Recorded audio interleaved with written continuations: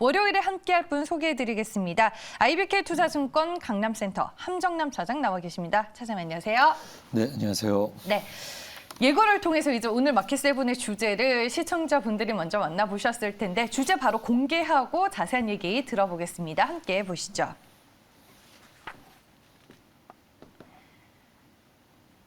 네, 오늘부터 이제 카카오페이에 일반 공모 청약이 시작이 됩니다. 이틀간으로 진행이 되는데 공모주 청약하실 투자자분들이 참고하실 만한 내용들 어떤 것들이 있을까요? 일단 기본적인 사항부터 좀 말씀을 드리도록 하겠습니다. 오늘부터 내일까지 온라인 청약은 오늘 10시부터 밤 10시까지고 밤 10시까지 하더라고요. 오프라인은 이제 4시까지 정도로 생각하시면 될 것 같습니다. 네. 자, 일단 내용을 좀 살펴보니까 확정 공모가는 이제 9만 원으로 결정이 되었고요. 이제 그 의무 보유를 해야 되는 확약 비율이 70%로 잡혀서 상당히 높은 수치를 잡아가고 있다라는 것. 상장일은 이제 오늘 내일 이틀 동안 청약이 이루어지고 나면 카카오페이 상장은 11월 3일에 이루어질 것으로 보이고 있습니다. 기관들의 이제 수요 예측 경쟁률이 1714.47대 1, 상당히 높은 수준입니다. 대형 IPO 중에서는 거의 상당히 높은 수준인데 올해 있었던 SKIT, 현대중공업, 카카오뱅크 그 다음에 네 번째 4위를 기록하고 있다 보시면 될 것 같고요. 우리 사주 청약률이 100% 넘습니다. 그러니까 이 기업을 다니고 있는 이제 회사 직원들 입장에서는 애사심이 높은 걸 수도 있고, 그죠? 네. 그다음에 이 가격이면 나의 영혼을 바쳐서라도 우리 회사에 최선을 다하겠다라는 그런 뜨거움을 보여준 모습이지 않나라는 생각이 듭니다. 참고로 우리 사주는 이제 1년간 보호 예수가 될 테니 1년 후에 산업에 가 있다면 많은 직원이 퇴사를 하게 될지도 모르는 농담이고요.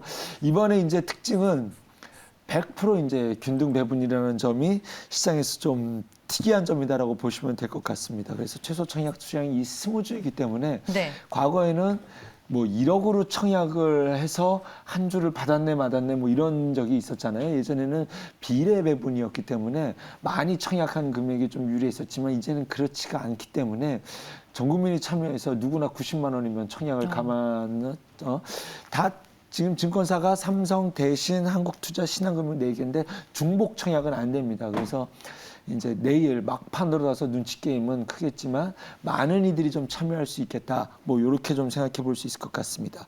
이제 청약을 했었을 때 우리 투자자로서 관심을 갖고 봐야 될 부분이 유통 비율인데요. 네.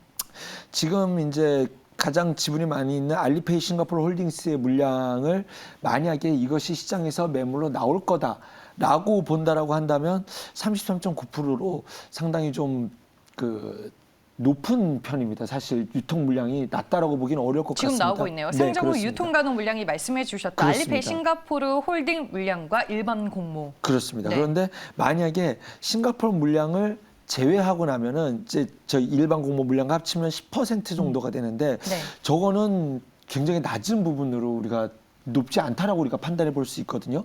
그럼 이제 알리페이 싱가포르 홀딩스 물량이 시장에 나오느냐 안 나오느냐라는 걸 우리가 이제 예상을 해봐야 되잖아요. 저 물량이 안 나온다면 유통 물량이 이제 적다라고 우리가 해석할 수 있을 테니. 그럼 이제 알리페이가 카카오페이랑 어떤 투자를 한 것이냐, 그럼 FI냐 SI냐로 판단해 봤었을 때 FI는 재무적 투자자로서 돈을 투자하고 출구 전략을 세우는 건데 시장에서 판단하는 것은 일단 이름도 알리페이잖아요. 그러면은 카카오페이와 재무적 투자를 했을 것까지는 않다. 전략적 투자자로 해석하는 것이 맞다라고 보고 저도 그렇게 해석하는 것이 타당하다고 봅니다. 그래서 이것이 바로 시장에 유통 물량으로 쏟아져 나올 가능성은 조금 희박하지 않나라는 상황을 전제로 본다라고 한다면 시장에 대한 유통 물량에 대한 부담은 조금 높지 않은 수준이다라고 좀 판단을 보고 있습니다. 네, 알겠습니다. 어디 증권사에서 좀 배정을 받아야 될까 궁금해하시는 시청자분들도 많으실 것 같고 오늘 이제 유튜브 댓글에 가장 많이 물어보시는 게 상장 후 시가총액 이 얼마예요?입니다. 9만 원으로 확정이 됐으니까 11조 7천억 원인데 일단은 공모 가격 자체가 좀 비싸다라고 얘기하는 시청자분들과 투자자분들이 계시는데 현재 카카오페이에 대한 적정 기업 가치에 대해서는 증권가 내에서도 의견이 갈리는 듯 하더라고요. 시장이 바라보고 있는 카카오페이의 가치는 어느 정도일까요, 차장님? 증권사 여러 가지 의견들이 분분합니다. 그런데 올해 상장한 대형 IPO사들이 몸집이 다 커져 있기 때문에 맞아요. 네. 그렇다고 뭐 다 빠졌냐 그렇지는 않거든요. 상장 이후에는 수급 논리로서의 막 이렇게 막 밀어붙임의 밀당이 있었기 때문에 어떤 딱 이것을 갖고 비싸다 싸다라는 걸 논하기는 좀 어려울 것 같습니다. 네. 첫날의 눈치 게임이 중요하지 않을까라는 생각이 이게 드는데 또 핀테크와 관련된 플랫폼 기업이다 보니까 전통적인 밸류에이션으로만 또 산정하기는 어려운 부분이 있잖아요. 카카오뱅크와 비슷하게. 맞습니다. 네. 이 상장한 이후에 조금 무거운 흐름을 가려는 것이 현대중공업인데 네. 그것은 사실 성장주라고 말하기는 좀 어렵잖아요. 그 외의 성장주들은 조금 한 번은 시세를 분출했었다라고 저는 이제 좀 말씀을 드리고 싶고 네. 카카오페이는 성장주라고 보는 것이 당연히 맞지 않을까라고 생각이 듭니다. 일단은 그런데 최근의 시장 분위기는 앞선 상황하고는 좀 다르다라는 것은 제가 굳이 말씀드리지 않아도 될 것 같고 네. 일단은 이 부분에서 논란이 됐었던 적은 있었던 부분은 다들 아시겠지만 그 카카오페이가 이제 갖고 있는 자회사를 통해서 KP 보험 서비스라든가 카카오페이 증권을 통해서 상품을 파는 것이 중개냐 광고냐 뭐 이런 것들에 대한 논란이 있었는데 이 부분이 이제 당사에 차지하는 비분이 이제 지분이 한 1.5% 전후로 하고 있으니 크지 않다라는 것이 이제 시장을 좋게 보는 것이고 그래도 이 부분이 앞으로 카카오페이에 대해서 성장성을 바라봤었던 핵심 이슈인데 이 부분이 좀 불편한 이슈 아니냐라는 것이 시장에서 좀 갑론을박이 있는 상황입니다. 그래도 증권사 리포트를 요약해서 보면 시가총액은 18조까지 예상을 하고 있는 그래서 평균 증권사가 예상하는 평균 시총은 15조까지 바라보고 있으니 뭐 지금 이 자리에서는 도전을 해볼 수 있을 만한 자리이면은 좀 틀림이 없을까 뭐 틀림이 없다라고 말씀드리기 어렵겠지만 네. 도전을 해볼 만한 영역이다라는 것이 증권사의 평균 의견이다라고 좀 말씀드리도록 하겠습니다. 네, 알겠습니다. 공모가 고평가 논란과 금융당국의 규제 기조 등 악재 속에서도 일단 카카오페이의 상장 일정이 한번 이제 연기가 된 이후로 11월 3일에 상장을 앞두고 있는 상황입니다. 금융업이 아닌 성장률이 높은 플랫폼 사업자로 이해해야 할 필요가 있다라는 게 뭐 증권가의 전체적인 의견이기는 한데 상장 후에 그러면은 카카오페이의 주가 방향성을 차장님께서는 어떤 관점으로 보고 계시는지 궁금해집니다. 어려운 질문일 네, 것 그렇죠. 같긴 해요. 네. 청약은 90만 원이면 어쨌든 받을 수 있으니까 한번 네. 도전해 볼 수 있지 않을까 하는 생각이 듭니다. 이게 이제 공묘지표 종합지수라는 게 있어요. 종합 점수라는 게 있는데 요것은 나쁘지 않아요. 그래서 요 정도 점수인 기업들은 다 더블 성공했거든요. 네. 그래서 현대중공업 빼고는 다 더블을 만들어냈기 때문에 한번 이제 청약은 트라이해볼 만하다라고 좀 말씀드리고 싶고 근데 이번엔 균등 배정이잖아요. 네. 아무리 많은 사람들이 도전을 해도 일반 공모 청약률은 과거 대비해서 매우 낮게 보일 거예요. 그래서 인기가 없는 것처럼 좀 느껴지는 이런 시장의 뉴스들도 좀 나올 거라서 당일의 주가 오름은 뭐 언제나 그렇듯이 예측하기는 어렵겠다. 일단은 보수적으로 봐도 현대중공업 정도의 느낌의 흐름으로서의 이상은 보여질 거다라는 것은 기본적으로 제가 갖고 있는 스탠스고 청약은 받아볼 만하다. 라고 좀 말씀드릴 수 있겠네요. 그럼 카카오페이와 좀 비교할 수 있는 게 뭐 네이버페이라든지 토스 이 정도가 될까요? 다들 상장 안 돼 있기 때문에 네. 아직은 이쪽에 대해서 뭐 비교해서 말씀드리기는 어려울 것 같고 네. 이 부분을 어떻게 치고 나갈 수 있느냐인데 이제 그 부분에서는 이제 카카오페이에 맡겨야 되고 근데 사실 최근에 그렇잖아요. 워낙 덩치 큰 놈들이 상장을 하게 되면 이게 이제 시총 50위 안에 들면은 이것이 이제 15일 거래일간 유지가 되잖아요. 그러면 이제 MSCI 코스피 200에 특례 편입이 되거든요.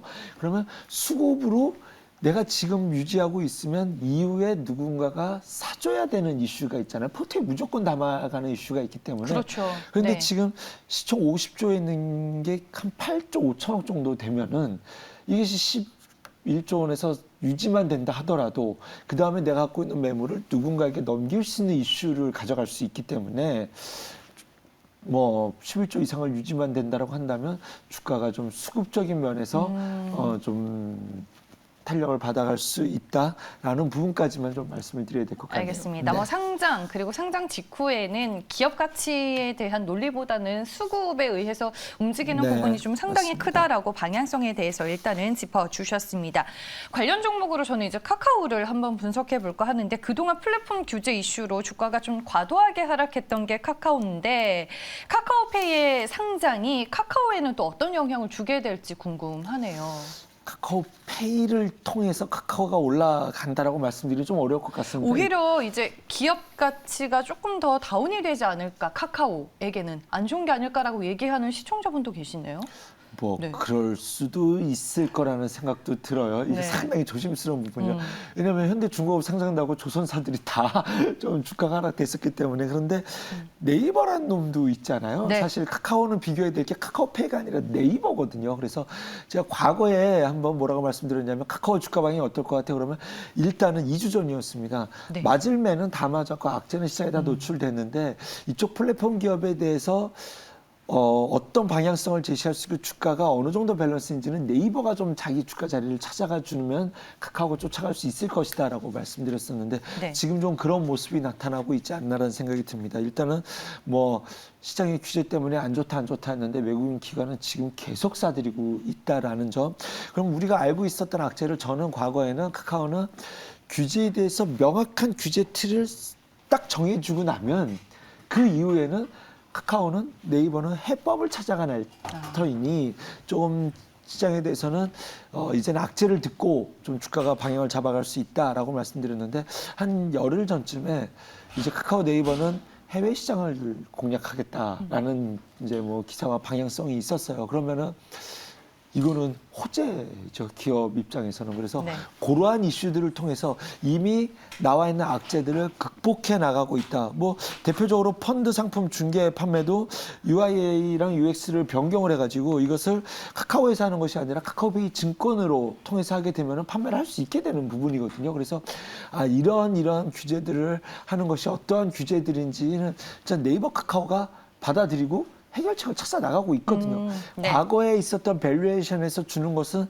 다 고평가라는 것을 시장은 알고 있었지만 무엇이 문제였냐라는 것을 오히려 꼬집어주고 이것을 해결책들을 기업이 찾아 나간다라고 하니 이 부분이 지금 네이버 카카오를 외국인 기관들이 매수하고 있는 자리이지 않나, 뭐 이런 의미지 않나라는 생각이 듭니다. 자, 그러면 이제 저는 이 자리에서 기술적인 부분을 안 볼 수가 없습니다. 기술적 반등인지 추세 전환인지 아직 추세 전환이라고 말씀드리기는 어렵습니다.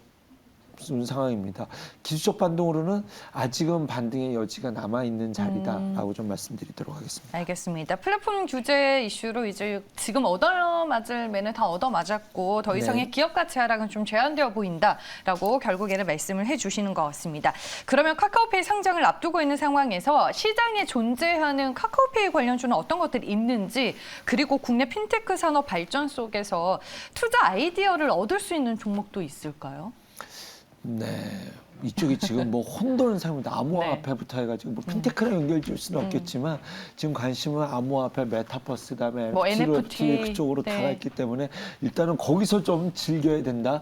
여기 하나 묶여 있는 것이 상호 같이 묶여 있는 것이 이제 다날이라는 종목이 좀 그런 종목이지 않나는 생각이 들고요. 네. 일단은 카카오페이랑 관련된 종목을 좀 말씀드리겠습니다. 드림 시큐리티 이 종목은 이제 카카오페이 및 카카오뱅크랑 개인정보 보호와 관련돼서 이제 파트너십을 갖고 있는 기업이고요. 두 번째는 이제 라온시큐어입니다. 카카오페이의 생체 인증 솔루션을 이제 제공하고 있어서 모바일 보안 솔루션을 하고 있는 기업이 이제 라온시큐어다 보시면 될 것 같고요. 한국정보통신이 카카오페이의 오프라인 결제 서비스 뭐 이런 걸 제공하고 있는데 2대 주주인 알리페이와도 업무 협약을 맺고 있다라고 합니다. 그 외에는 이제 셔틀뱅크랑 KG 이니시스인데 오늘 이 중에서 이제 라온시큐어라는 종목을 조금 또 심도 있게 소개해드린다고 한다면 이제 모바일과 관련된 보안 솔루션 4종 세트를 다 하고 있는 기업이다. 국내 유일한 기업이다라고 보시면 될 것 같고 이제 향후 모바일 신분증과 관련된 이런 사업을 진출하려고 해요. 그러면은 이제 이 신분증을 통해서 뭐 출입 통제라든가 시스템 접속이라든가 그다음에 뭐 증명서 발급 이런 것들을 다 이 모바일 신분증을 통해서 할 수 있게 된다라고 하니 굉장히 좀 성장성을 확보할 수 있는 그런 섹터를 좀 그런 먹거리를 미래 먹거리에 대한 준비가 되어 있는 기업이지 않나라는 생각이 들고요. 지금 여기 좀 확산성을 갖고 본다라고 한다면 이제 우리 위드 코로나 준비하고 있잖아요. 여기에서 백신 패스를 도입하게 된다고 한다면 여기에 관련주로서도 묶일 수 있는 단기적인 가시적 테마도 눈앞에 있는 종목이지 않나 해서 백신 패스, 그다음에 카카오페이 상장, 요가 관련된 그리고 이제 모바일 신분증이라는 성장성 뭐 요런 그 키워드를 갖고 있었을 때 지금 이 자리에서는 좀 여기에 묶여서 관심을 네. 주로 좀 소개해드리고 싶다 말씀드리도록 하겠습니다. 알겠습니다. 카카오페이의 11월 상장을 앞두고 시장에서는 뭐 결제라든지 말씀해 주셨다시피 보안 관련주들이 많이 언급이 되는데 오늘 차장님의 탑픽 종목은 라온시큐어였습니다. 카카오페이의 또 일반 공모 청약을 기다리셨던 분들은 오늘 내용들 잘 참고해서 도전해 보시길 바라겠습니다. 마켓세븐은 오늘 여기서 마무리하겠습니다. IBK 투자증권 강남 지점의 함정남 차장과 함께했습니다. 고맙습니다. 감사합니다.